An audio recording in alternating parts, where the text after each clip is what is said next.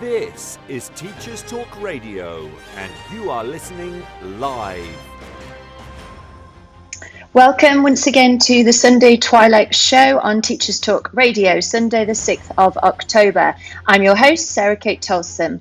This evening we'll be diving into one of the hottest and most misunderstood topics in education, Classroom Culture Connect, bridging behaviour management and learning. We have two amazing special guests and experts in their field, and I'm so excited to unpick the topic this evening. This is Teachers Talk Radio, and you are listening live. Tune in live at ttradio.org, or to join in the conversation, download the Podbean app and search Teachers Talk Radio. Follow the hashtag TTRadio. Tune in, talk it out with Teachers Talk Radio. Well, good evening, listeners. It's Sunday once again, and we're on the 6th of October already. My goodness, how time flies. We're almost at the end of our first half term as well, which is amazing. And hopefully it's gone fast for most of you out there.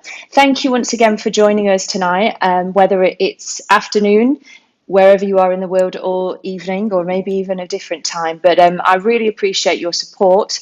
And actually, my show last time was in the top 10 again on Teachers Talk Radio. So that's all down to you guys for the consistent support, whether you're joining us live or whether you listen back on demand after the show. Really encourage you tonight to get involved, please.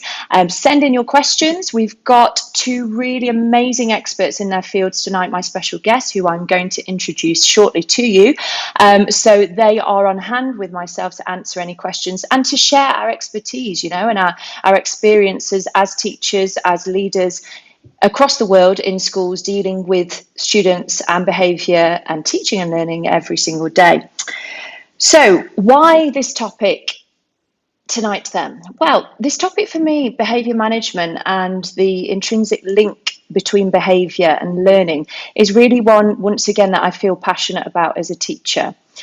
After 14 years of teaching, I can honestly say that I have not hit behaviour management on the head in terms of I've not mastered it. And I don't think I ever will. And that's not a failure on my part as a teacher. I class myself to be a very successful, very knowledgeable, and very caring and experienced teacher. But the needs of the students in front of me continue to grow and continue to be so different to when I think back to me as a little NQT back in Derby in the UK. And I just think as every year that goes by with every new academic cohort, the needs of the students and the young people in front of us are changing. And we need to make sure as a cohort of teachers that we are trained to meet those needs and to provide the best education that we can for the people in front of us in that classroom. So this is a reason I like to explain why I've chosen the topic. It's not just a, pick one out of a hat. It really does mean something quite deep to me, and it's something that I walk into a classroom still. And as I said, I judge the students in front of me, and it's a huge task. We really are superstars. And on that, actually, happy Global Teachers Day. It was yesterday, I believe. So yeah, let's celebrate us tonight as well.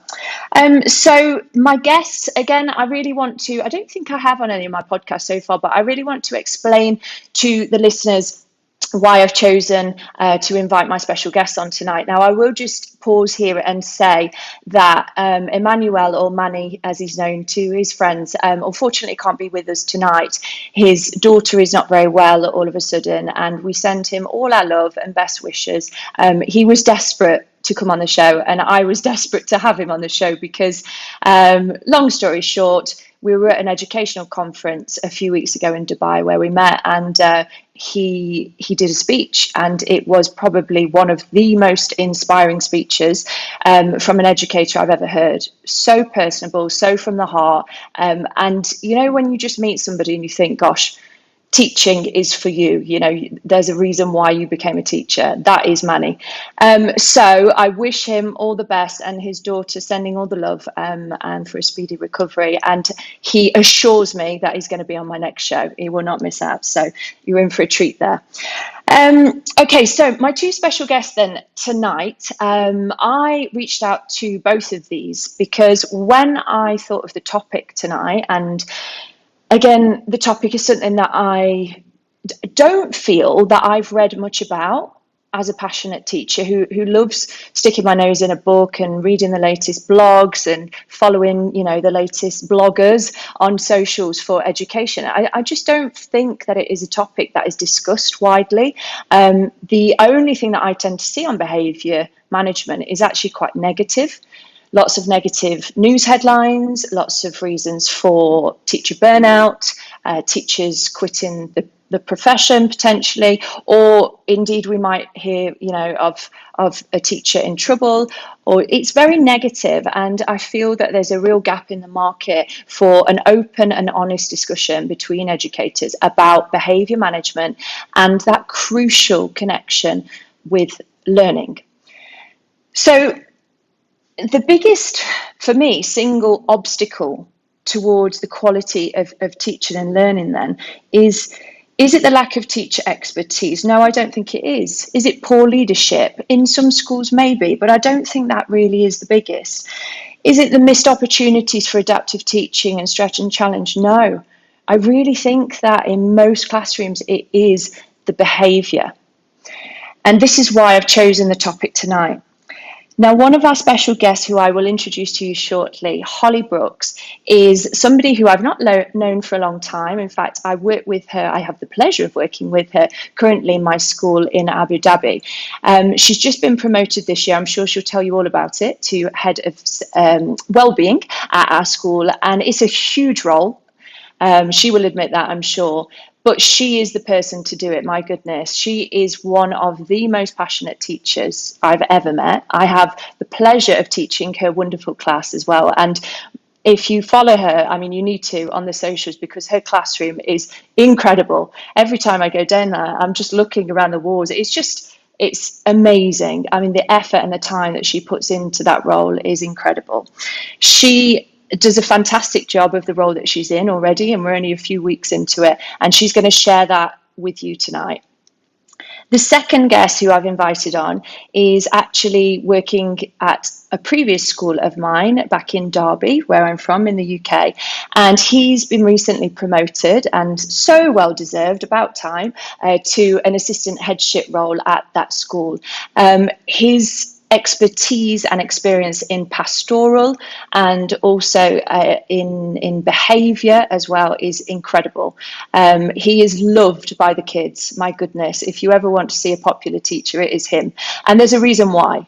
And he's going to explain, I'm sure, all of that, and about, you know, creating those relationships with the students, and his classroom culture as well, and whole school now as well, as he takes on his leadership role. So I'm really looking forward to chatting to him about that later. Okay, so let's delve into this conversation then. So as we all know, as educators, classroom behaviour isn't just about discipline anymore. I don't think it ever has been, but we certainly know now that it's not. It's a whole bigger fish than that. It really is the key to unlocking relationships, as I've mentioned before, and that trust with the student, that rapport between teacher and student, and that ability to open doors to the cliche as it sounds, the lifelong learning. If you have a student in front of you who trusts you, who feels safe in your environment, and who knows that you believe in them, then you can pretty much get them to do anything that you want in terms of your curriculum and learning, in my opinion. We can't do the show tonight without delving into, as I mentioned earlier, the headline figures and the current news at the moment. Recent data showing that a staggering 70% of UK teachers reporting poor pupil behaviour as a major factor, in fact, driving them out of the profession. And this is according to a recent poll by the NAS UWT. Meanwhile, we're obviously tonight going to be looking at international as well as UK teaching in classrooms. And international research highlights that schools with strong behaviour management policies actually see a 20% increase in student engagement and academic performance as a result. So, two interesting statistics, I think, which are quite controversial and quite contrasting in nature for us to start off the show today. So we're going to delve into managing behaviour and looking at that link to directly enhance student success and well-being. And we're going to take a really short break just for our wonderful friends and sponsors at Teachers Talk Radio. And then we're going to get straight into introducing our two wonderful guests tonight. So stay tuned, have your questions ready, guys. Please do text in to the show or call in even. We can take live calls to our guests tonight as well and share your experiences on this topic. I'll be back with you in just a few minutes. This show is brought to you in partnership with John Catt Educational, publishers of professional development books and resources that support great teaching and learning in schools around the world. Don't miss out. Level up your professional development today and visit johncattbookshop.com to explore the full range of titles. Use the code JCTTR2425 for 20% off your order.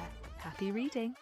Introducing Reading Solutions UK, home to Dreambox Reading Plus, the online reading development programme, improving outcomes for students and schools nationwide. Create stronger readers in your school from Key Stage 2 to beyond GCSE, using Reading Plus's evidence-based adaptive technology. Reading Plus accurately assesses your students' skills gaps and places them on a personalised learning pathway, built to accelerate their strengths and improve on their areas for development. You can try the program with a free 4-week pilot today. Search Reading Solutions UK to find their website and request your free pilot today. Teachers, mark your calendars for BetUK 2025, the world's biggest EdTech event. Join over 30,000 educators at the Excel London from the 22nd to the 24th of January. Discover the latest EdTech innovations, network with peers and access hundreds of hours of CPD. Did we mention it's 100% free for educators? Whether you're looking for inspiration or practical tools to enhance your teaching, BET has it all. Don't miss this opportunity to shape the future of education. Register today at uk.betshow.com. That's uk.betshow.com. Thank you so much to our friends and sponsors there from Teachers Talk Radio. And I always say this, but there are genuinely some really good bargains to be had and discount codes as well that Teachers Talk Radio offer through their sponsors and friends. So worth listening to for sure. Okay, right, without further ado then, let's go back into our exciting conversation tonight. I can see a few more listeners have joined us live, so that's great. And again, just encouraging you to text in anything at all, any experiences that you've had in terms of dealing with behaviour in your classrooms, any advice that you would like, or pose some questions to our special guests or to myself tonight and really get involved. I want this to be as collaborative as possible. We're in this together. Something that I forgot to say in my introduction, and I really wanted to say this tonight, was who has inspired me in terms of the style of behaviour management that I've always had, and that I always tend to stick to. It's kind of my go-to. You know how you have, a go-to sort of teaching style or a go-to teaching toolkit. This is my go-to, and this is thanks actually to my my training mentor when I was at Lissalova, and that was Lisa Paul. And I said that I'd give her a shout out tonight. I don't know if she'll be listening or not, but nevertheless, here's her shout out. And genuinely, she taught me everything I know today. That is my toolkit for behaviour management. She was scary, really scary, and the kids were petrified of her. Did that make her a good teacher? No, of course, there were loads of other aspects. I mean, she's an incredible teacher in the classroom. But she taught me this one technique, which as I say, is my go-to 14 years later with every single class at the start of the academic year. And that is for them to stand behind their chairs, greet them as they come in, stand behind their chairs until that I'm ready to start the lesson, and then they all join me in a greeting. in French or Spanish, of course, because I'm a languages teacher. And then I ask them politely, hello, how are you? They ask me the same. And then I ask them to sit down and we begin the lesson. And I do that religiously with every single class, whether it's year 5 or year 13. Okay, sometimes year 12 and 13, I let it go a little bit. But I always have. And, you know, for me, that is such a positive start to a lesson, such a sign of respect from both my part and the students. And it really establishes that two-way relationship, which I love to promote in my classroom as well.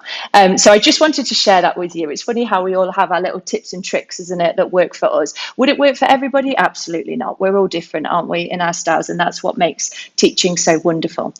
Right, and we're going to hear some other styles of teaching and tips and tricks, I'm sure now, from our special guests. So I'm going to introduce them both at the same time now.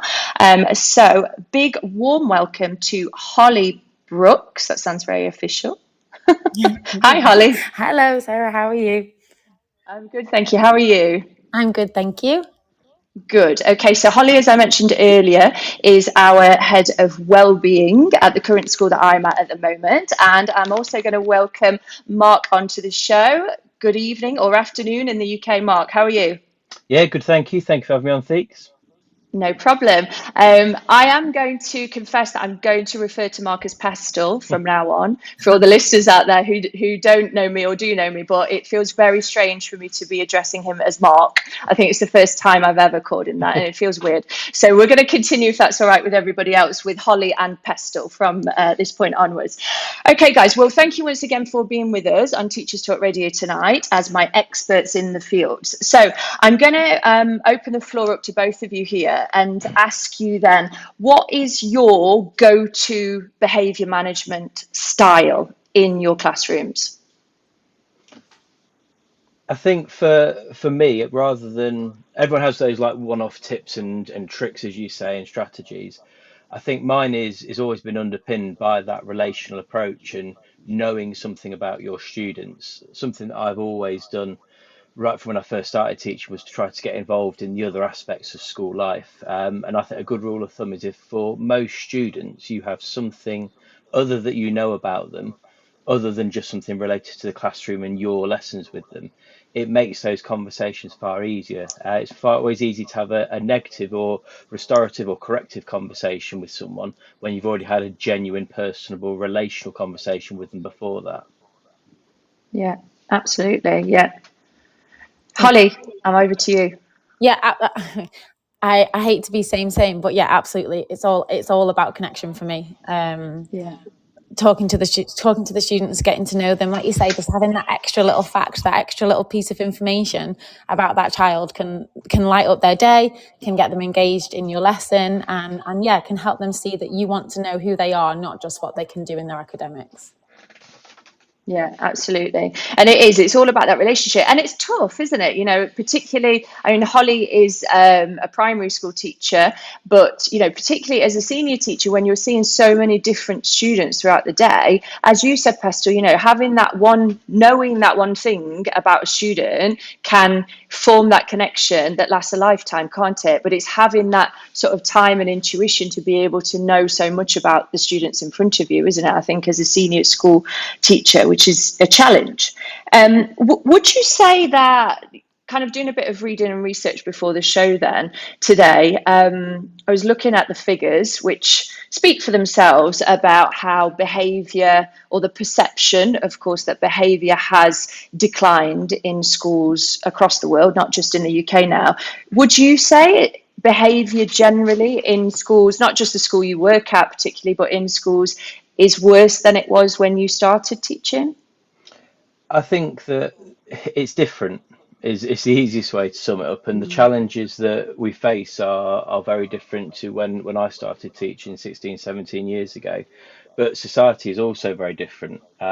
We live in a world now where social media is so impactful on every aspect of a young person's life. That wasn't a challenge 15, 16, 17 years ago.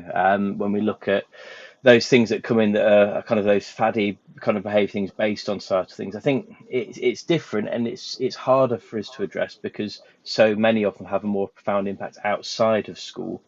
And that's where that home school connection is imperative with behaviour management, I think, for longer term gain. Yeah, absolutely. And I'm glad that you mentioned there, Pestle, about the connection with home as well, because I think sometimes that's quite easily ignored.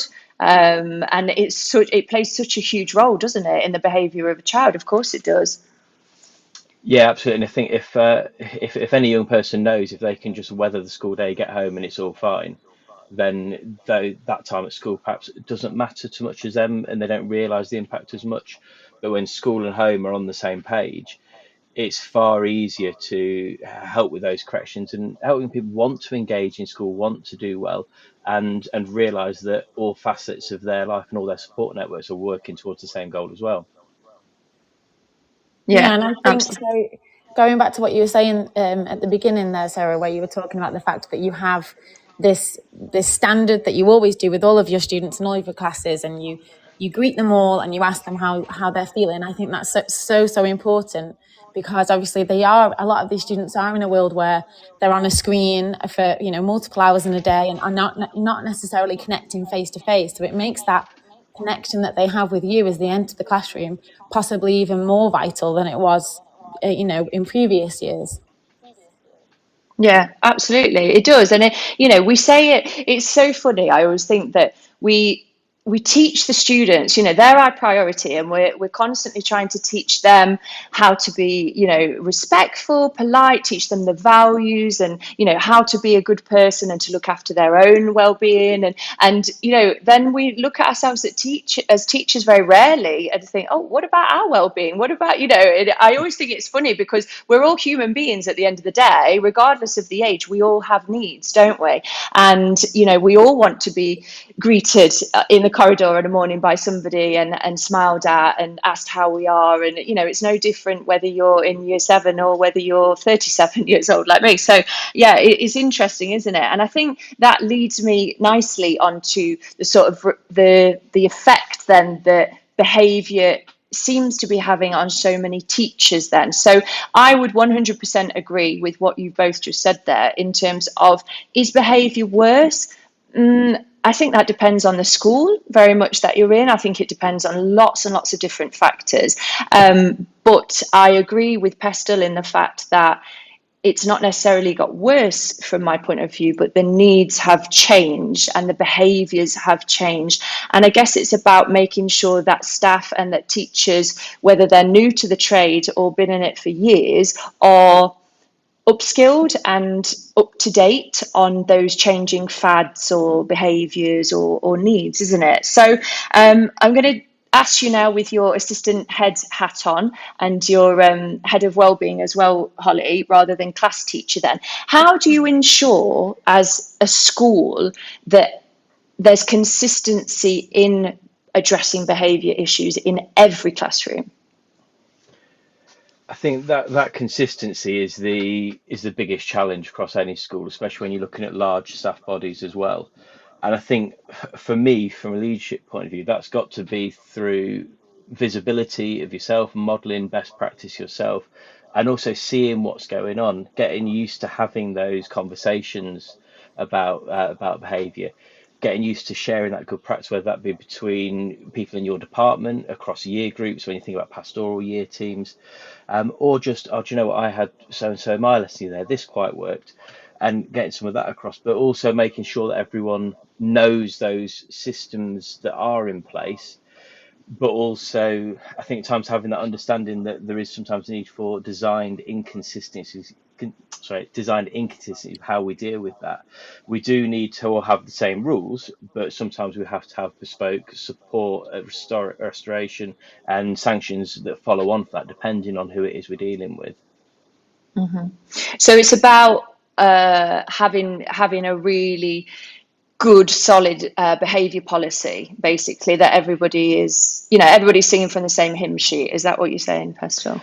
I think having that behaviour policy that is clear for everyone to kind of understand kind of what it's based, and that's for students, that's for staff, that's for parents, like we said before. So everyone knows where they stand. And once at every school, you have to have your line in the sand with certain things. But also having that as that very clear having the fact that you can move around within that, that there is sometimes need for that graduated response to be employed within that, and that is also designed to take into account individual student needs as well. But also, we always talk about the individual student needs with behaviour. You've also got to consider those individual staff factors within that as well, and how different people have their own things that they bring to a relationship with a student, bring to how they handle behaviour as well. Yeah, absolutely. And from a well-being point of view, Holly, are there any I know you've only been in the role for a few weeks, but obviously you've been at the school for a while now. Are you noticing any trends in terms of teacher well-being or student well-being that are coming out? I mean, for me, I think we're all under quite a lot of demand at the minute, whether it be the students and the curriculum that they're under, and obviously, like we said, the change to their daily lives in terms of phones and etc. But also for the teachers and the greater expectation that's sort of on us as the years have progressed. Certainly for me as an educator, I feel that the sort of the what am I looking for? The needs of the curriculum and the lack of time and everything that we have means that a lot well-being is just becoming more and more needed to be considered in everyday aspects of school. And I think when I took on the role, obviously, I think we'll talk about this later in the show, but we are working towards becoming a positive education school. And through that means that we look at the PERMA model from Dr. Martin Seligman, and basically that's just 5 aspects of life that we can work on individually. And if we're able to work on those things, then we can increase our levels of good well-being and increase our levels of happiness. So for me as the head of well-being and thinking about how we have consistency across the school, the first thing I needed to do was to give a little bit of training and understanding for our whole staff on what the PERMA model is and what that looks like, and how we can use that to support us in our everyday interactions with the students, with each other as colleagues, and obviously in our wider community with the parents as well. And we're going to talk a lot more about that, Holly, because I know you've got a lot to say about that, and it's a really, really great initiative that we're using. And as I'm listening to you, I'm thinking to myself, I'm going to play devil's advocate a little bit here for entertainment purposes more than anything, but I'm just thinking to myself here, right, okay, so we're teachers. We've got increased demands, as Holly said, in terms of content, in terms of curriculum, in terms of perhaps more senior, but in terms of results. We've now got to adapt our teaching to all of the needs of the students in front of us. We've got to manage the behaviour, and we've got to check in on the well-being. Some teachers may feel that perhaps that isn't their job, that isn't in their job specification to deal with the well-being of the students. How would you respond to that?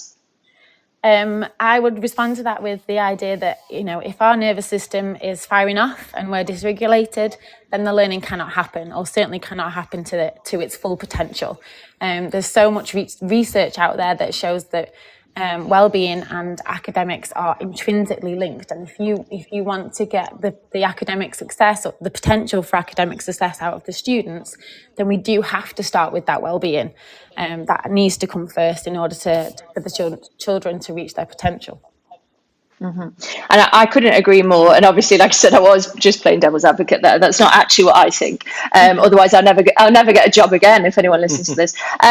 However, that has, well done, Holly, because that's led me lovely into my statistic that I wanted to share with you. It's more of some research actually that I was doing from a popular education poll app just before the show. But it was basically an article about teachers overwhelmingly agreeing that there has been a decline in behaviour in UK schools between 2022 and 23. Now, of course, we've discussed there could be lots of reasons for that. However, the top reason that came out from staff was that they wanted to see more leadership presence and more effective work with parents, which was interesting, I thought.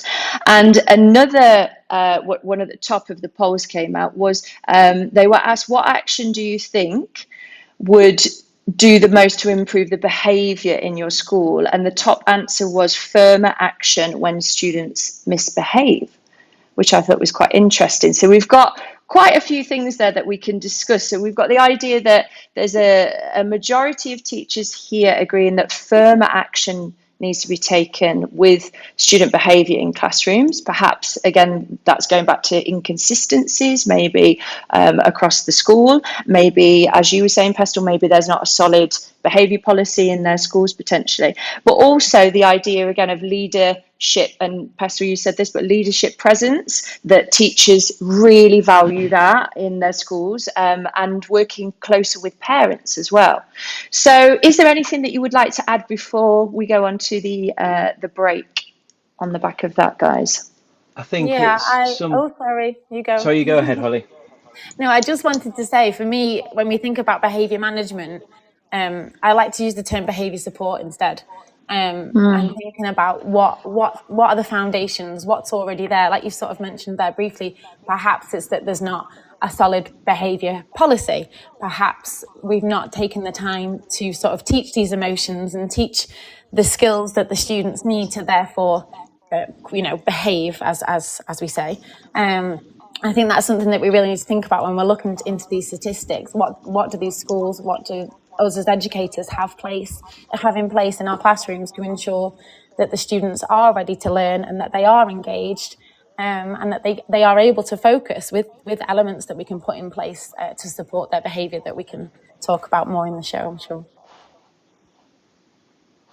I think it's that kind of thing about firmer kind of things in place as well, and it very much depends from what angle people are coming from when they say that. But there are times that the firmer sanction isn't always the correct sanction. I very much always go by the principle that behaviour is something that should be taught and not told. And sometimes there are various situations that actually taking a different route is the best outcome for that young person in the long run. And at the same time, we can probably all think of occasions where there have been members of staff that they want blood on the floor after the sanction's been given out. They want to assert that authority back in. And I think something I learned a long time ago was never ever to tell a student they should go and apologise to someone, because there is nothing more infuriating than any aspect of life than someone giving an apology they don't mean. And I think that's where we need to kind of to help to teach them good behaviour, make them want to go and give that apology. I think someone's been part of that. And I think sometimes if as an adult you need an apology to move on from that with a student, then maybe that's something we need to kind of reflect on ourselves and how we're dealing with that a little bit more as well. That said, there are also some situations where firmer sanctions are imposed. I'm sure there are some people listening who, because of the system in their school and the culture in their school, maybe that isn't followed. People don't feel supported. So it is a really fine balance, but could come up from a very different angle depending on your setting and the culture of your school. Absolutely, yeah. Brilliant. Okay, guys, right, we're going to break there so that we can grab a coffee. Keep listening, please, to our friends and sponsors for those amazing codes that they give you, discounts on books particularly, which I always love. And we're going to rejoin the conversation with Holly and Pestle in just a few minutes. Please get texting in any questions, any experiences, share away on the chat, or give us a call after the break. Thank you so much. This show is brought to you in partnership with John Catt Educational, publishers of professional development books and resources that support great teaching and learning in schools around the world. Don't miss out. Level up your professional development today and visit johncattbookshop.com to explore the full range of titles. Use the code JCTTR2425 for 20% off your order. Happy reading. Introducing Reading Solutions UK. Home to Dreambox Reading Plus, the online reading development programme, improving outcomes for students and schools nationwide. Create stronger readers in your school from Key Stage 2 to beyond GCSE, using Reading Plus's evidence-based adaptive technology. Reading Plus accurately assesses your students' skills gaps and places them on a personalised learning pathway, built to accelerate their strengths and improve on their areas for development. You can try the program with a free 4-week pilot today. Search Reading Solutions UK to find their website and request your free pilot today. Teachers, mark your calendars for BetUK 2025, the world's biggest EdTech event. Join over 30,000 educators at the Excel London from the 22nd to the 24th of January. Discover the latest EdTech innovations, network with peers and access hundreds of hours of CPD. Did we mention it's 100% free for educators? Whether you're looking for inspiration or practical tools to enhance your teaching, BET has it all. Don't miss this opportunity to shape the future of education. Register today at uk.betshow.com. That's uk.betshow.com. Fantastic. Thank you so much to our sponsors and friends there. Okay, we're going to get straight back into the conversation then. Once again, encouraging our listeners to share their experiences with behaviour management and creating positive classroom culture in their schools, or indeed to ask any questions to our special guest, Mark Pestle, who is assistant. I said that I was going to let you introduce yourselves, guys, and I've not even done that. I'm a terrible host. Mark Pestle, who is assistant head in charge of Key Stage 3. Now, I'm going to actually go straight into that because I wanted to ask you, you were talking earlier about how obviously behaviour has changed, not necessarily declining since when we all started back in the day teaching, but the needs of our students are very different now. We're living in a different culture. Holly mentioned obviously the impact of technology in their lives and our lives as well. But as assistant head in charge of Key Stage 3 then, I know in the past you've worked a lot with Key Stage 4, particularly with Year 11, Pestle. So how is it different? Is it different, is my question then, between the key stages and the ages of these students in terms of their behavioural needs?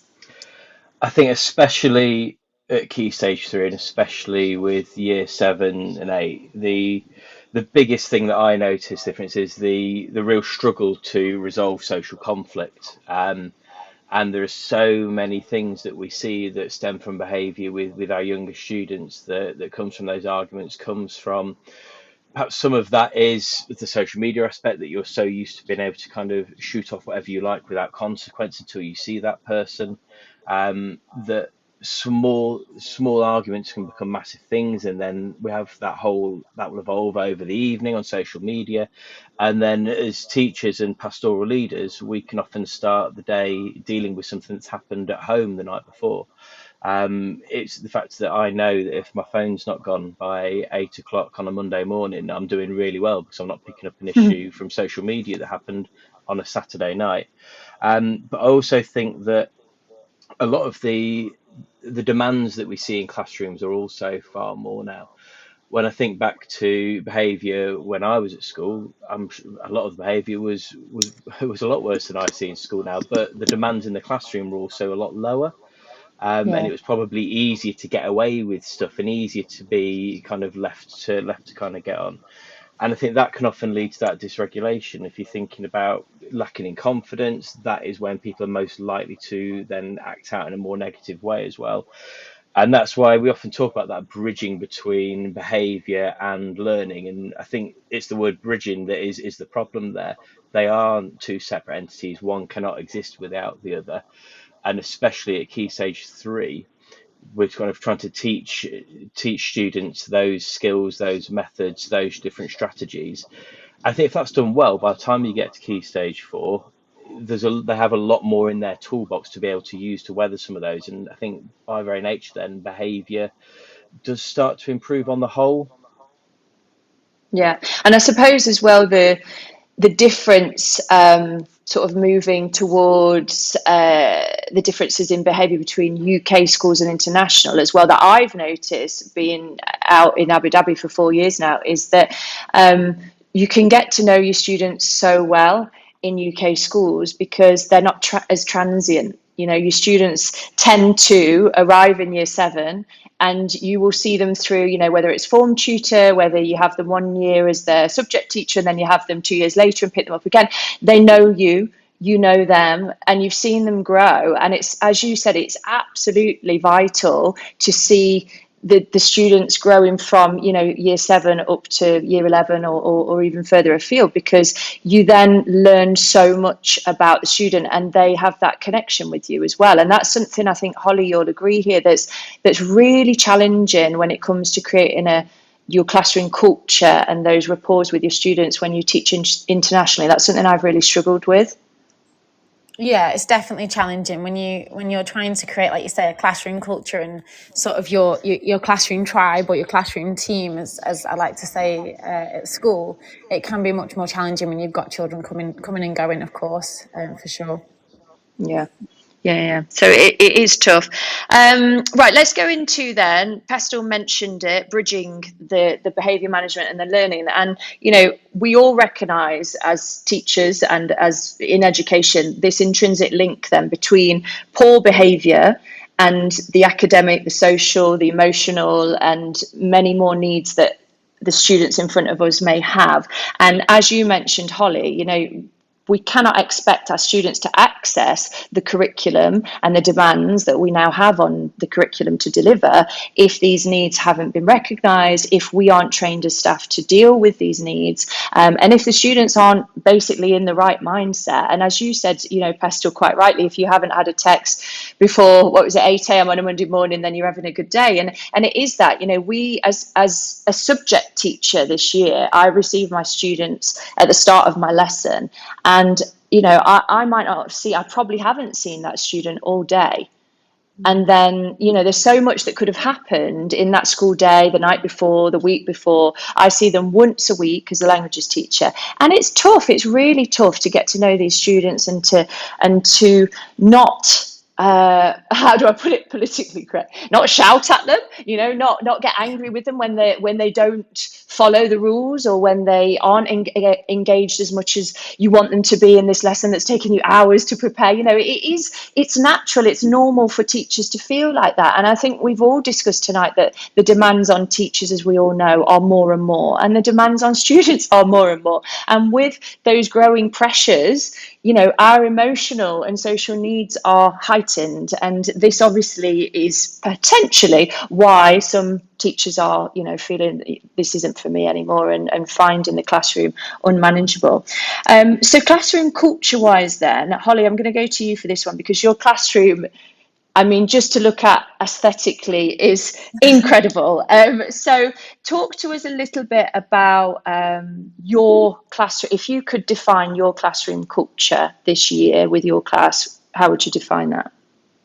Oh gosh, yes, my classroom is aesthetically pleasing, but that's kind of a happy accident, in the sense that my classroom is very much driven towards the idea that together as a class we are able to recognise our emotions. We're able to recognise what zone of emotion we may be in at that time, and very importantly, there are many a strategy or many a tool in place within the classroom that have been explicitly taught to the students.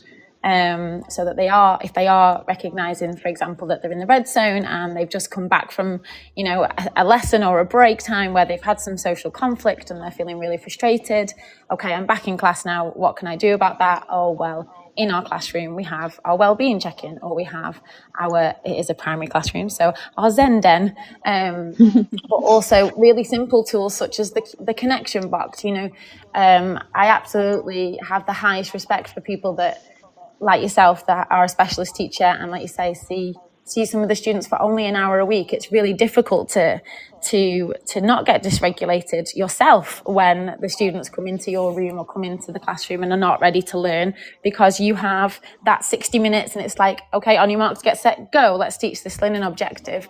So it can be really dysregulating for us as educators if the students or the lesson isn't going quite how you want to. And for me, I used my classroom, for my, also B, in my role as head of wellbeing, so people could come and see, colleagues could come and see, okay, so I can have, a check-in on the desk, and therefore the students can show me without verbally needing to communicate how they're feeling right now, and I can adapt my teaching towards the need of that student. And same for us. If you, Sarah, you run from the third floor to the ground floor and back up to the second floor, you might need a moment. So it's taken that opportunity to empower the staff as well, and giving you the tools and the confidence to use tools that you can have a minute to yourself to get yourself ready, whilst the students are having an opportunity for sensory rest, and they might be reading a book, or they might be reading, a passage in French, perhaps. But actually, the lights are off. There's some calm lights on instead.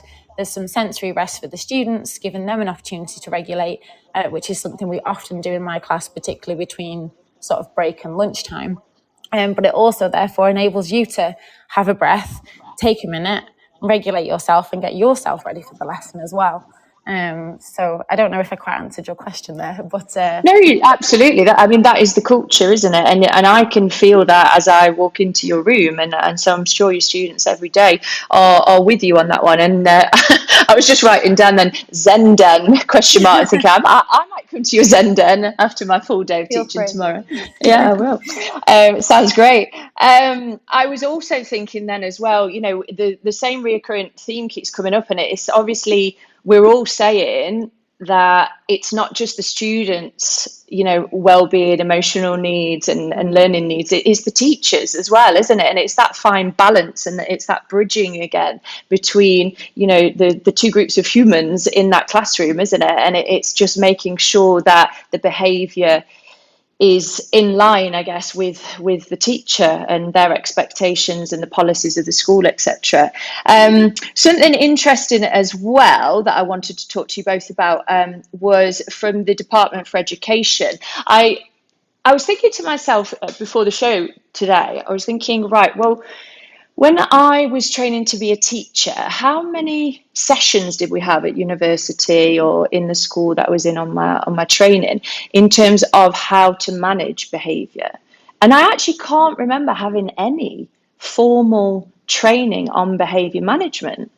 And that's quite shocking, really. And then I was thinking about my career, and there's been, don't get me wrong, the odd CPD session, maybe whole school. But do you feel that in terms of our personal development needs in schools, do you feel that behaviour management is at the bottom of the priority list? Well, bizarrely over this weekend, that's what I've been looking at doing, putting together some kind of behaviour management inset ready for our inset day in a couple of weeks. And we're branding a lot of that around kind of, so in the Derby school we're part of the Derby City Inclusion Charter, and we're very much looking towards how to make that more relational and make that more supportive of students. And I think we're in a very fortunate position in Derby that there is a big shift. I think almost a recognition of what you're saying. It has probably been a bit of lower priority. Thinking back when you said that, I can't really remember having any direct input on how to do behaviour when you start school. I think a lot of it is those conversations you had with other staff, like you were saying. What you picked up was from a colleague, and that's one of the things you just kind of absorb. I think, if I'm completely honest, and the one thing that, if everyone listening were to ignore everything else that I said, the whole thing, I've learned the most about behaviour from students over the whole of my career. They've taught me so much more than any book, than any course, anything. I think you've got to be very open to that. But at the same time, that's not how everybody works. I suppose some people will prefer to give me some strategies I can work through. Children will work differently, staff will teach differently. And I think it is probably the tide is turning, that it is being given a higher billing when it comes to CPD and it comes to support. But like I say, outside of all of that, you learn most of it by getting it right or getting it wrong, I guess. Yeah, absolutely. Well, that's really positive, though, isn't it? Going in the right direction, then, by the sounds of it, there.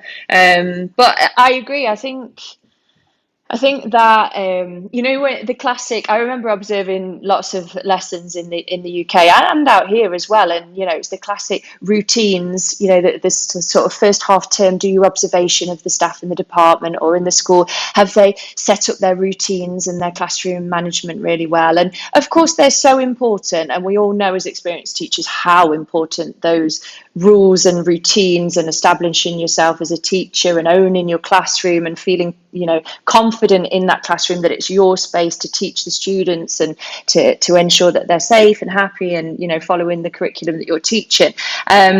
But when something does go wrong, when a student does behave in a way that surprises you, or perhaps that you feel you've not been adequately trained for or we're not aware of, I know I'm not alone in saying that it is the worst feeling, no matter whether you are an ECT, whether you've been in the game for 16 years, when you suddenly think, oh, I've lost control. And you struggle to get it back, and it happens, and I'm quite open in saying that, okay, it doesn't happen every day, but there are times when I've gone, oh, the noise level's got a bit too high, what do I do? Or, oh, this student is not doing what I've asked them to do, I'm not sure how to react here, and it's a really horrible feeling as a teacher. So what would you, I'm kind of going towards our less experienced audience here, really. What advice would you give to a newly qualified teacher, or an ECT as they're called? What advice would you give in terms of behaviour management then, aside from creating relationships, which obviously takes a while? I'm talking about the first lessons that they have at the start of an academic year. I think initially, Go on. you go, Holly. So sorry, I'm terrible at this, aren't I? Ladies first. Ladies first. Yeah, no, I think for me, something, just touching back on what you were saying there was very, very little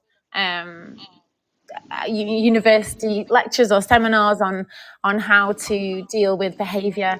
I think you pick things up along the way, and often what I picked up, I'm quite happy to hold my hands up and say, I picked up all the gimmicks. I picked up the traffic lights, the red, green, or the storm cloud and the sunshine. I picked up buy the stickers or buy the sparkly stickers or give them dojo points or house points, or and we've tried all those tricks of the trade, but actually I became so passionate about well-being and behaviour support and the difference between behaviour.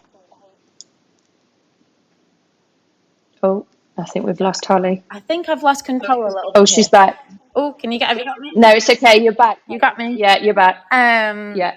Sorry, I don't know if you missed what I said there, but basically I had a similar experience where you were saying, I feel a little bit like I've not quite got a handle on things here. There's a little bit of low level disruption here. There's this going on over there.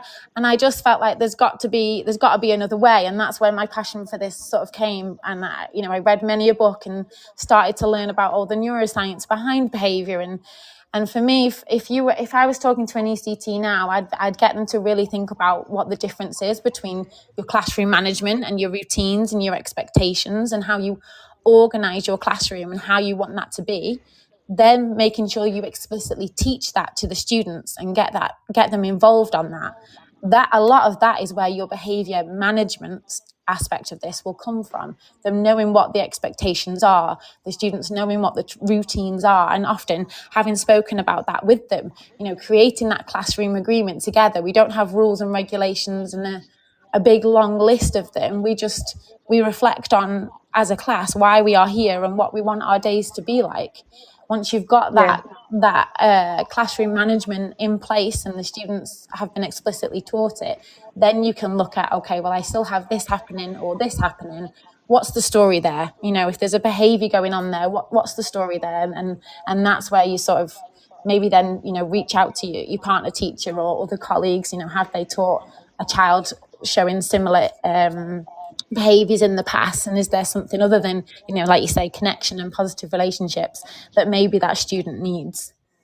Yeah, and that is the absolute key, Holly. You've just hit the nail on the head there. It is that explanation of why, isn't it? There's no use going into a classroom or going into a school and demanding that somebody does something. As an adult or a child, you want to know why. You want to know the reasons why I'm being told that I need to do this or do that. And it's that explanation and that communication, again, that two-way communication between the teacher and the students. And once they know the reason why, 9 times out of 10 from experience, they're on board and they get it, and they get that actually the most important person is them in your mind. You are there to support them. You want the best for them. You're not doing it because you're grumpy and you've had a bit of a bad day and you want to pick on them. You genuinely have their best interests at heart. And I think when you explain, like you said, Holly, and when they have an input, and I love that, and I have seen at schools where your student councils have an input into the rules for the dining hall or the new uniform or whatever.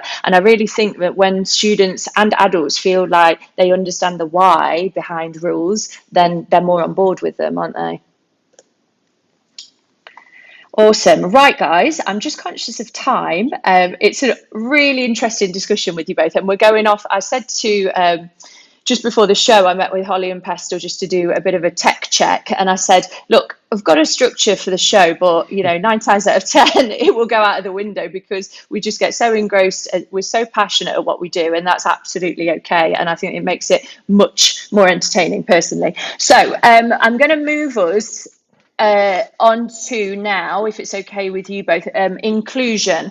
So obviously we've looked at then this bridging the behaviour management with the learning, and that our students, we know 9 times out of 10 cannot access our curriculum and our wonderful planning and adaptive teaching and all the rest of it unless their needs are understood and met. And so, Pestle, this one's over to you then, because I know that Little Over has a fantastic inclusion department then. So can you tell me then, to label or not to label students, what do you think works in terms of inclusion at the school that you're in?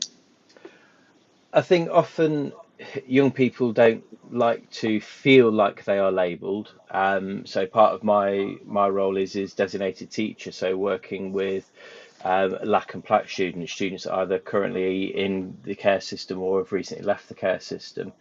And I think you have to be, what I've learned most from those students over the last year is that they don't want to have that label, they don't want to be seen a certain way. But I think absolutely staff need to be aware of those different needs and what part of their package may be. So when we talk about kind of diverse needs, are we talking about a SEND need? Are we talking about a need because of ACEs? Are we talking about something that's currently going on for that young person? And as staff, the more we know, or if we don't need to know the specifics of those, when we think about kind of our safeguarding and wellbeing issues as well, I think just as long as we know to consider, is there something else going on here, that can be really, really important. And I think as teachers, if you just go into a situation knowing actually I might need to take a different approach here, or this might be why this behaviour is being presented, then that can be really, really useful. And I think as teachers, the quicker we come to ease with the fact that behaviour is rarely from nowhere. There is usually a cause to that behaviour from somewhere, and it could be something that's just on that day. It could be something more deep rooted. Um, yeah, the idea of the labelling, trying to get back to what you're asking, I suppose students don't want to feel labelled, but as staff, we need to be aware of certain students and certain types of students, for want of a better phrase, that will have different types of needs to others. Yeah, absolutely. And the inclusion department, I mean, they have, is it called inclusion department, Pestle? Am I getting this right? So Inclusion we department? have, this is, I suppose this kind of comes a little bit to when we say about people not feeling included. We have separate departments within school. So we have our behaviour support team. Within that, we have behaviour support specialists. We have an inclusion mentor. We have an attendance mentor. We then have our wellbeing and safeguarding team. So there are those different aspects around that. And I think having staff that are, all staff need to know how to deal with each student at face value, but then having those specialist staff to really do best by those young people to make sure they are kind of best equipped to help kind of move. That's really important. So yeah, we are very lucky that we are well staffed in some of those perhaps more hidden behaviour support mechanisms in our school that really help with the inclusion of our students as well. Yeah, and it's so important having that specialism, isn't it, in a school as well, and that communication between class teachers and the inclusion team or the specialist departments as well. I think that speaks volumes. It really does. Yeah. And teaching assistants as well. Having we have out here a slightly different system to the UK with private schools, but nonetheless, the teaching assistants are invaluable. I think when it comes to teaching that student, because they know the student so much better than I do as their classroom teacher, and it's just about creating that relationship and working, as we all know, so closely with them as well.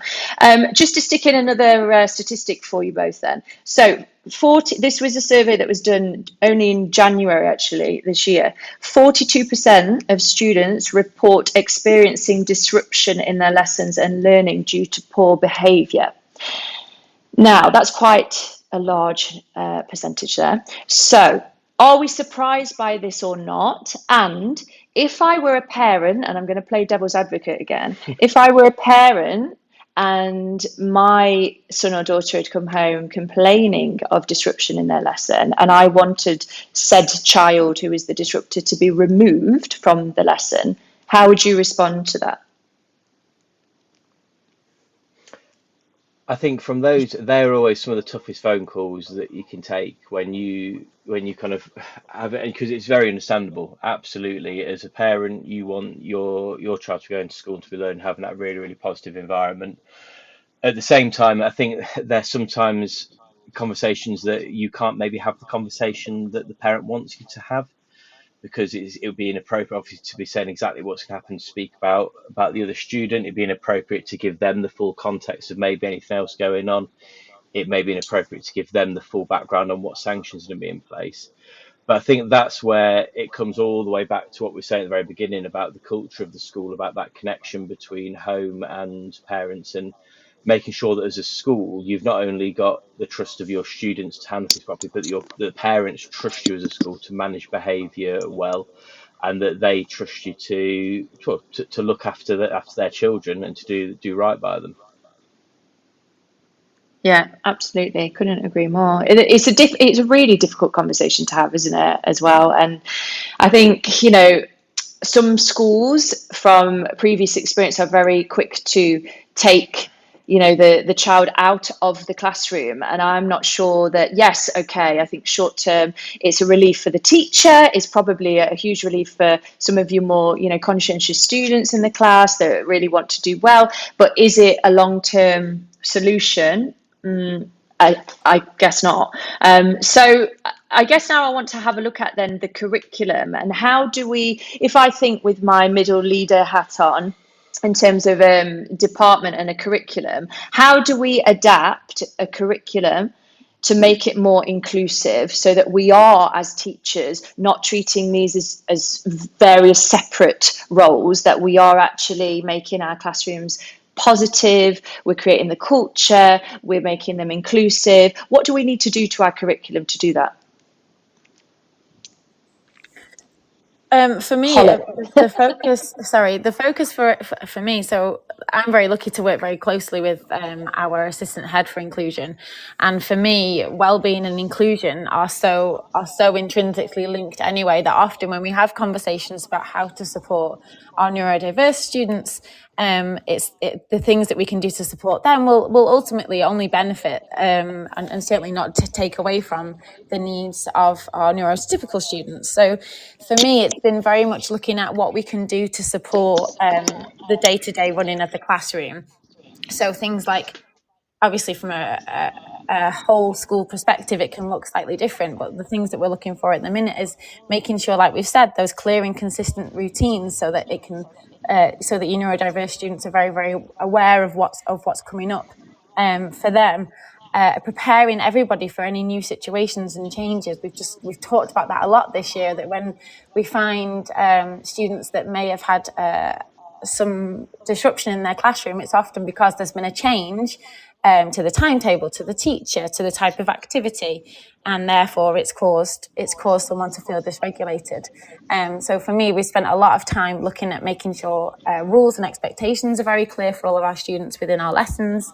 Like we said, taking the time to make it clear what learning in Mrs. Brooks's classroom looks like, what learning looks like in Mr. Williams's classroom, and also a huge impact for positive learning has been the use of visuals, whether that's a visual timetable, whether that's use of visuals on the resources that you're using. That has a huge benefit we've noticed in our school this year.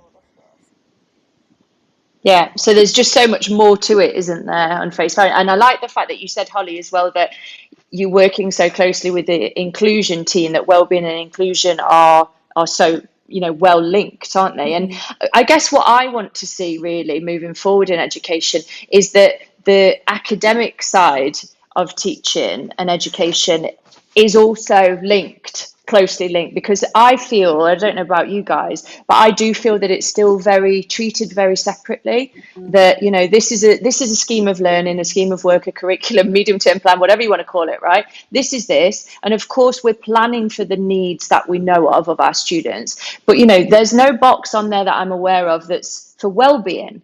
And so we tend to then deal with the well-being of our students more in sort of form time or tutor sessions. And I just wonder whether moving forward we can make all of these different aspects of inclusivity in education intertwine more and more evident in a classroom rather than it being all sort of quite separate. I don't know what your thoughts are on that.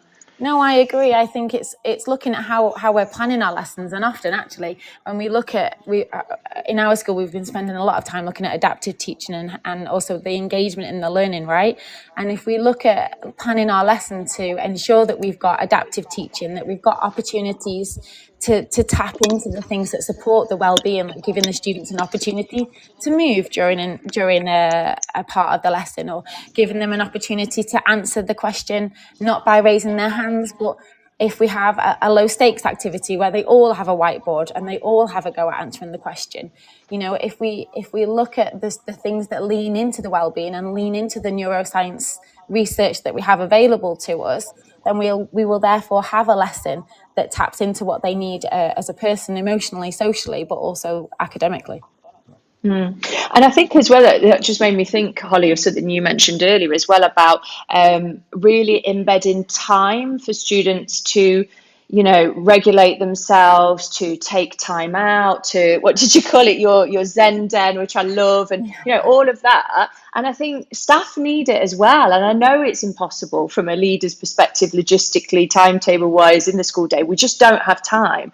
And it's weird, every single podcast that I've done, and the topics have been completely different, time has always been a topic that comes up on every single podcast as teachers. But it is, isn't it? Because, if we did have more time to plan everything into these curriculums and to take time to get to know our students a little bit more outside of the classroom, rather than just feeling the pressures of these jam-packed curriculums and specifications, it would make our lives and the students' lives so much easier and more positive and more pleasant, I think, wouldn't it, as well? Yeah, and it's I think every course, every network meeting I've been on, you hear the exact same thing. If we had time to, Yeah. and I suppose it's one of those things that we have to be at peace with. We're not going to get, but No. as people, as educators who want to do better by the young people in front of us, that's the one resource that would really help with that. I think to kind of link back to what you said before as well, that where that link between behaviour and the curriculum comes in, everything you look at around high quality teaching and learning will lead to better behaviour in the classroom as well. So we've had a big push within our teaching and learning CPD over the last couple of years, kind of driven by our new incoming deputy head, using Shimomura's Marge model for the whole brain learning approach. And so looking at that, so it's a simple model of motivate, attend, relate, generate, evaluate. And each of those points, there's so many bits that I'm sat there as someone who has been very behaviour and pastoral motivated through my whole career. I'm sat there in teaching and learning, so going, I see that, I can link that, I can link that. And it's make sure that if your lessons are well planned or well structured, are based on kind of knowledge of how people learn and how children learn and how that is retained and how we use that, you've got that better culture in your class, that more positive culture class where students want to learn, and therefore by default you would expect behaviour to be better than it would be if those things weren't in place. Yeah. You're absolutely right. It is all intrinsically linked. It's just making those connections, isn't it, on a day-to-day basis, I think. But no, you're absolutely right. Right, guys, we're having such a good conversation and I'm ignoring the chat, which is really bad as a host. So we do have a question. We've got a few questions, but I'm going to save a couple of them till after the news, if that's okay with you. But just one that I want to pose before the news and let our guests have a think about, and our listeners as well. And I encourage you again, please do text and call in. We welcome your thoughts. It is not just the three of us on here this evening, so please do get involved. We're all in this together. So the question I want to leave us with then is, could the guests or our listeners give one piece of advice to new teachers on behaviour management in the classroom? Now, we have touched on this slightly previously, but I'm going to put you on the spot and think of one piece of advice that's not relationships with your students. Okay, I'm going to leave it there. We're going to have a break for the news, and then after the news we're also going to delve a little bit for our last part of the show into student and staff well-being as well.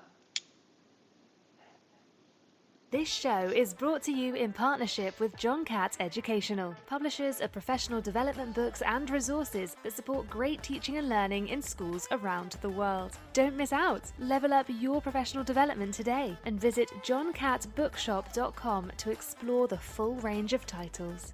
Use the code JCTTR2425 for 20% off your order.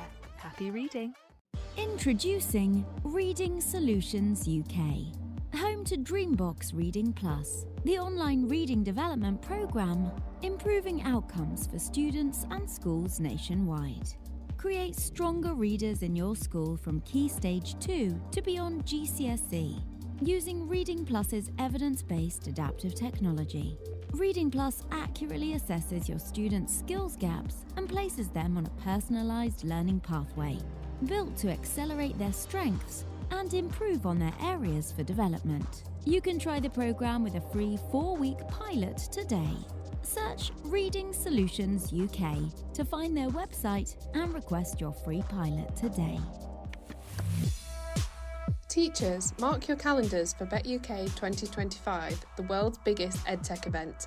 Join over 30,000 educators at the Excel London from the 22nd to the 24th of January. Discover the latest EdTech innovations, network with peers and access hundreds of hours of CPD. Did we mention it's 100% free for educators? Whether you're looking for inspiration or practical tools to enhance your teaching, BET has it all. Don't miss this opportunity to shape the future of education. Register today at uk.betshow.com. That's uk.betshow.com. This is Teachers Talk Radio, and this is Teachers Talk Radio News.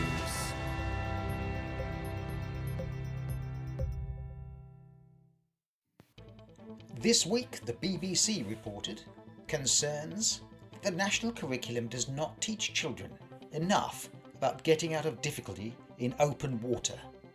Gary Gentle, head teacher of Bilston Church of England Primary School, said there should be more emphasis on teaching water safety. While the national curriculum mandates that all schools must provide swimming instruction and that children must be able to swim proficiently over a distance of 25 metres, however, statistics gathered by Active Black Country showed 48% of primary school leavers, that's 7,884 children across the Black Country, were unable to demonstrate safe self-rescue. In another headline, teachers' working hours remain consistently high. The annual Working Lives of Teachers and Leaders research, which is published by the Department for Education, finds that full-time leaders report working 58.2 hours a week, and full-time teachers reported working 52.4 hours a week, which is up from 51.9 the last time the study was conducted. Education Uncovered reported that the largest 2 schools within the Astria Academy Trust have seen the number of students staying on in the sixth form collapsing following the introduction of reduced subject options, strict behaviour regimes and centralised teaching. Long Sands and St Ivo Academies, both in Cambridgeshire, saw the number of students starting in the sixth form falling by a combined 40% from January 2019, in the year the Trust took them over, until January 24. Astria had implemented a number of changes on the basis of students' sixth form choices. While this may be the explanation for fewer students entering the sixth form, it seems clear that sixth form numbers have been on a downward trend since Astria arrived, and the Trust introduced tough new rules on behaviour, uniform and equipment following the arrival of Richard Tutt as Director of Secondary Education. Mr Tutt's leadership has also seen centralised teaching approaches put in place. Sky News reported that most teachers have seen pupils in dirty clothes with unwashed hair and unbrushed teeth in the past year. School staff reported personally washing pupils' uniforms and buying soap, toiletries and laundry detergent for families in need. And the majority of teachers have witnessed pupils attending school in dirty clothes. 4 in 5 school staff believe there's been an increase in hygiene poverty, and a third of these said the rise has been significant, according to a poll carried out by Census Wide in September. Almost all news outlets this week covered the fact that teachers in England have voted overwhelmingly to accept the pay rise offer. The NEU Snap poll showed 95% of members voting for the 5.5% pay rise, ending months of industrial action. And as the result was announced, Education Secretary Bridget Phillipson launched the next pay round for 2025 to 2026 with a letter to the School Teachers Review Body asking for their recommendations at the earliest opportunity. In future, we may see the end of the old-style essay written on wobbly tables in exam rooms, since Cambridge International announced digital exams. 6 subjects will have digital exams from 2026. Cambridge International Education said the planned global rollout across full range of Cambridge curricula covering IGCSE, AS and A-level will begin in 2026. By 2033, Cambridge says 85% of all its high-stakes qualifications will have a digital option. Another possible insight into the future of education, not unrelated to digital exams, comes from The Atlantic magazine, which reports increasing evidence that college students arrive at higher education unable to read books. Students now seem bewildered by the thought of finishing multiple books in a semester, and one lecturer commented, "It's not that they don't want to do reading, it's not that they can't read, it's just that they don't know how to, and high schools have stopped expecting them to." This has been your Teachers Talk Radio News with John Gibbs.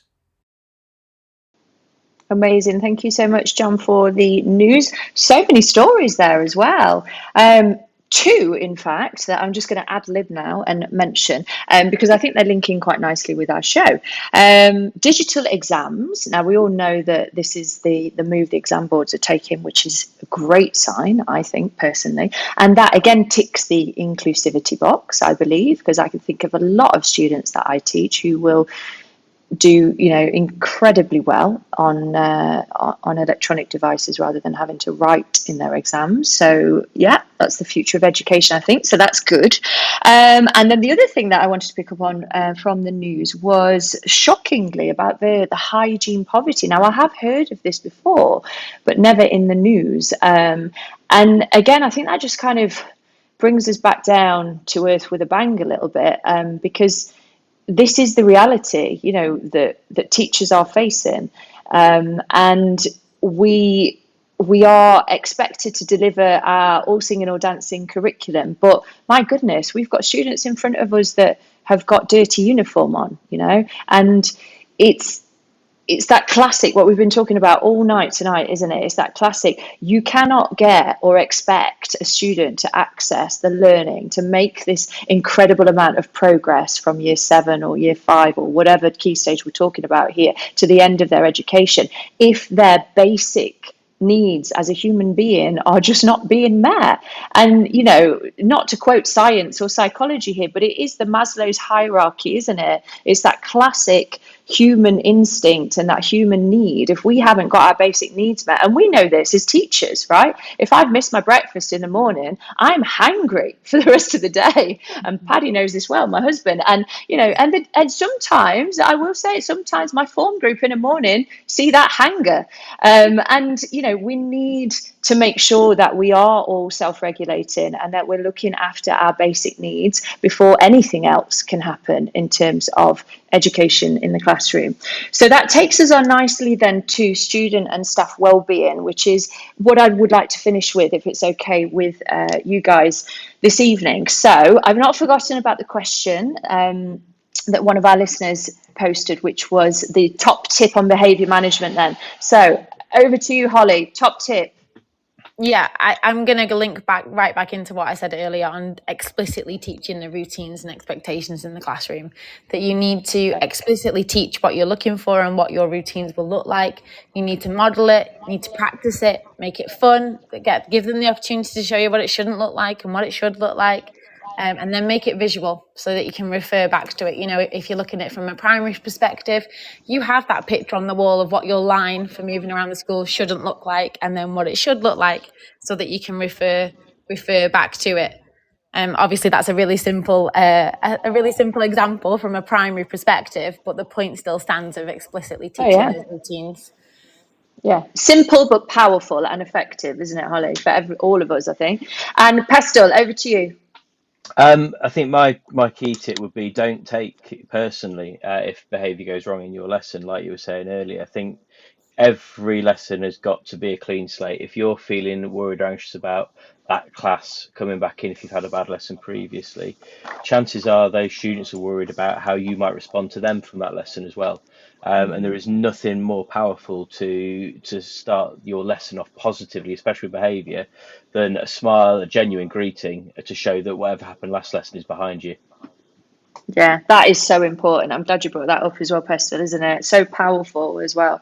Going back to the Department for Education then. So the Behaviour in Schools guidance, which was updated this year, 2024, it very much focuses on positive culture, which we've talked about a lot, which is great. Rewards, which is interesting, that I want to ask Holly about in a moment, and following school policies. And again, we've touched upon, the power of a good behaviour policy in the school, but we have only really mentioned behaviour policies so far. So much to cover in 10 minutes. Right, where do we go with this? Where do we go? Okay, rewards. Holly, tell us a little bit about your take on rewards. Yeah, so rewards are really interesting, and I'll link back to what I said earlier in the fact that I've been there, I've done it, I've used the the rewards, the extrinsic rewards, house points, stickers, etc. I've been there, I've done it all. But actually, when you realize in your classroom that the sticker doesn't work anymore, and now you need the sparkly sticker, and then the sparkly sticker doesn't work anymore, and your treasure chest doesn't work anymore, you start to think, okay, there's more going on here. And that's what led me to researching behaviour rewards and whether there is anything in there. And actually, when you look back into it, a lot of these things that are in place in schools around the world are based on behaviourist theories, based on studies that were done with rodents and dogs. And when you actually look into this further, there's not a lot, if any, research out there that proves that these rewards make a difference, that they actually work. And often when you speak to the students, there's a lot of upset because they work just as hard as Billy next to them, but Billy was the one that got the sticker, or they sat just as beautifully as Sally in assembly, but Sally's the one that got Star of the Week. And actually you find that it creates a lot of dysregulation for the students and also for the parents. As a teacher, I've had many an email over the years of, Sally's worked so well and she's still not got Star of the Week, and you're affecting her emotional well-being, so that's something that's really led me down the path of, okay, let's look at the neuroscience behind it, let's look at the research behind it, and what we can do instead. And obviously children, we all like a little bit of reward and celebration and connection here and there. Golden time was a treasured time in my my own school career, but actually things like that can be reframed so that they're more beneficial for the students and are not being used as such sort of a carrot to dangle in order to get them to participate in your lesson. Yeah. And the rewards then is going to link nicely into the policies. I'm going to go back to the P word, policies. Right. Okay. So, Pestle, do you think then that current behaviour policies in schools need to evolve to better meet the needs of modern classrooms and our students? Yeah, absolutely. And so it's why we have it plans to have a look at ours and have a look at how that can be more relational and more inclusive. There was a course that I was on last year where part of the course was for us all to bring our behaviour policies and have a look at them, and it was staff from across all key stages.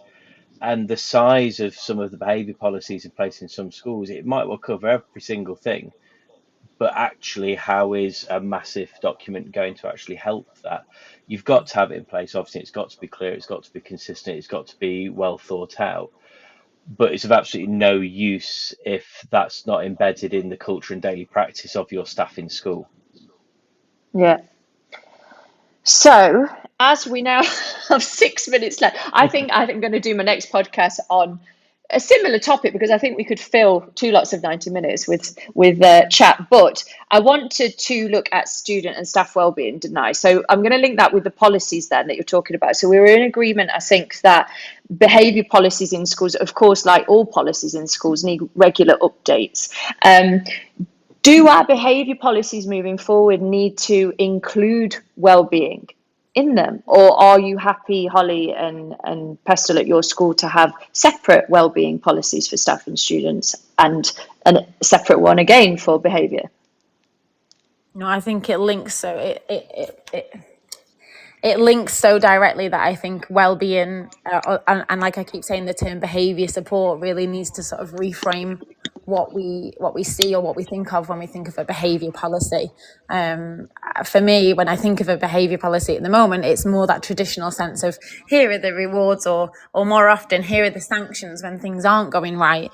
And if we think of a more well-being approach to that, you're looking at restorative justice and those sort of conversations that do exist in classrooms and do exist in schools, but perhaps more training is needed for our colleagues to make sure that we can have restorative justice conversations and different things in place, rather than a behaviour point or a detention, etc. That the students may just feel resentment for and further dysregulation, rather than actually getting to the root of the behaviour that we've seen in the classroom. Yeah, that's a really good point, Holly, there. A question that's come in from one of our listeners as well, just before we finish, which links in nicely, is what support do we expect as teachers from our senior management? Now, this is an interesting one because we have senior management on the call with us, don't we? So where do you go? Where do leaders go? There was a statistic, I've not written it down and I cannot remember it for the life of me, but there was a statistic earlier that I read about school leaders and the amount of stress that they are under, which was more than teachers, which I think is going to be a bit controversial for me to say that, but it was true. It was a statistic. But where do leaders go then, school leaders, with their mental health and their well-being? I think you've got to have your people within your team as well, and whether I've worked as a head of year with my pastoral team or my department, I've always had my door I can knock on. I speak to students a lot about having kind of a door to knock on when you need something. I think you've got to make sure whatever position you're in school, you have got that as well. And make sure you can have those conversations around you. There are times in every I've been in my current role for just over a year now, and times I've had to go and knock on the doors of our deputy head or head teacher and go, can I get your input on this? Am I doing this right? How should I have handled this? And so every single tier from support staff through to senior leadership and every single thing in between. If you're able to have that reflection, you have to have those honest conversations with your team around you. That helps. Does it always fix it? No, of course it doesn't. I guess as teachers, as senior leaders, as people working in any aspect of school, we're kind of built differently than many other professions. It comes part and parcel. There are many easier ways to earn money, but we are in it because of why we love it, and we've got to look after ourselves within that, the same as you say we would ask our students to. Yeah. And the focus is, like you said, because we are who we are and we're doing what we're doing. It is our students, isn't it? But our students, we owe it to them for us to be okay as well, and for us to self-regulate in the morning, and for us to make sure we've had our breakfast and hopefully in clean clothes for the day. And it works both ways, doesn't it? Yeah. 100%. You And can't, a dysregulated adult can't help regulate any child. Exactly. absolutely, no. And we owe it to them, don't we? So what a lovely, lovely, positive, life-changing note to end on. And that is why we do what we do, isn't it, guys? But I want to thank you again. You both have young children. It's late, particularly Holly. It's not so late in the UK, but it's still your Sunday evening that you are willing to give up. And this is another thing to celebrate Global Teachers Day yesterday. I was at a CPD event in Dubai, and the keynote speaker there was amazing. Really, really lovely, very successful leader. And he said, teachers are so important. And they really are, because is there any other profession in the world who would give up their weekends unpaid to do things like we do, all for the good of bettering our practice and making the education of our students better. So thank you again for your input in this conversation tonight. It's been invaluable, and I'm sure it will be really, really interesting for people to listen back to on demand via the Apple Store or Google Play Store, through Teachers Talk Radio website, which is ttradio.org/listen back. Thank you to our listeners who've been on the call live this evening as well. And once again, big thank you to Mark Pestle, I'll call him by his full name now, and Holly Brooks for their amazing expertise tonight. Have a wonderful rest of your weekend. And just before we finish, I wanted to leave you with this quote that I was reading earlier, which I just thought made me feel so much better going into the last week of our half term over here in the UAE. There is no such thing as a teacher who gets it consistently right all day, every day, without fail, even those declared outstanding. So leaving you with that tonight, with the high amounts of teacher burnout, with the stress levels, with the news reports telling us how many teachers are quitting each year, just remember that our own well-being is as important as the students, and we are in this job because we care. Thank you so much for listening, guys. Have a wonderful Sunday evening. And my next show will be on the 3rd of November, the first Sunday of every month. So catch me again then.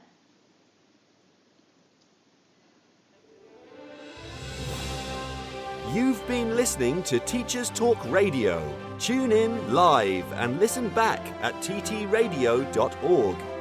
We look forward to hearing from you next time on Teachers Talk Radio.